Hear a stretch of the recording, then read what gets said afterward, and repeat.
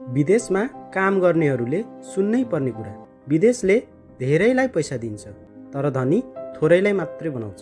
हामी यदि आज सिस्टम बनाएनौँ भने 5 वर्षपछि पनि हामी उही कोठामा उही काममा हुनेछौँ। स्यालेरी आयो भने पहिले 20% छुट्याउँ, बाँचेको पैसा खर्च गरौँ। बाँचेपछि बचत होइन, पहिले बचत अनि खर्च गरौँ।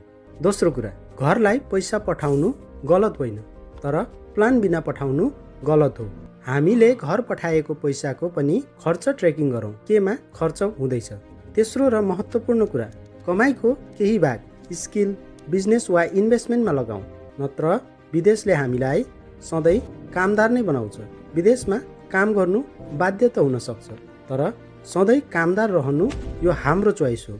यस्तै फाइनान्सियल जानकारीका लागि पैसालोजी नेपाललाई फलो गर्नुहोस्।